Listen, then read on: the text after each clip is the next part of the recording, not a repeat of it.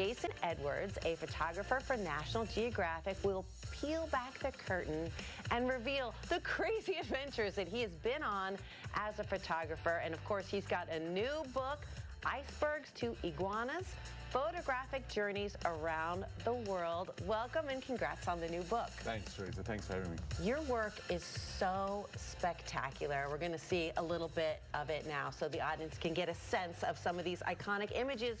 You have been everywhere. What are some of the most memorable shoots you've been on?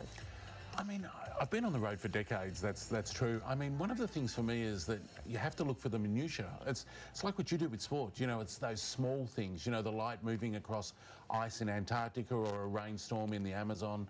They're the things that really grab you in the long term. We're seeing some images of you doing your thing out there in the snow, in the cold. Wow, is that a hippo's mouth? It is, yeah, it was a hippo's mouth, yeah.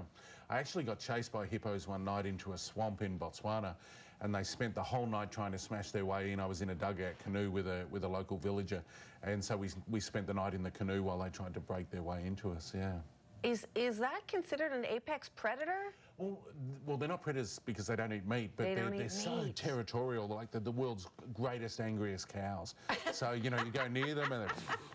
Oh, I love these wild horses. We actually have these in Arizona.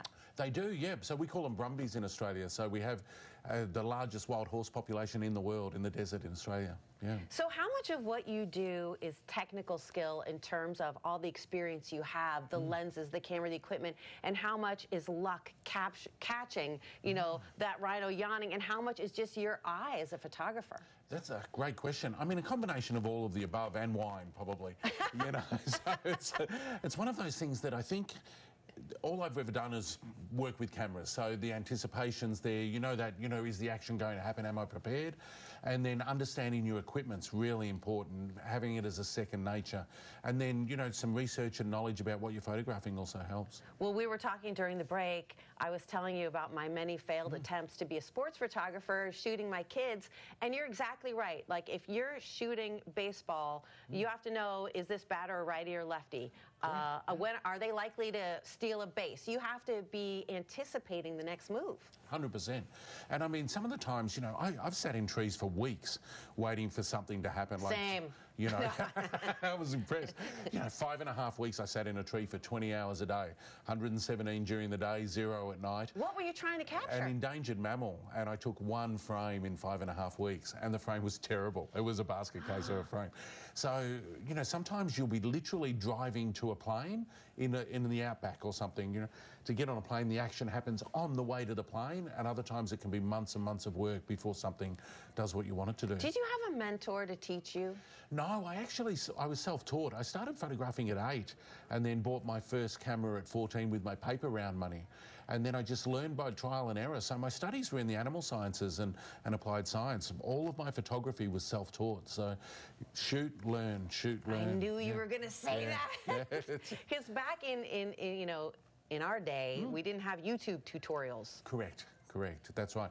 And I actually found about 4 years in, I was getting really depressed looking at other people's work. Yes. Because you see how good it is, and then you think to yourself, I can't do that. Right. Or I don't have that lens, or I can't get there. Yes. And so I stopped looking at books and magazines and everything probably for about 15 years.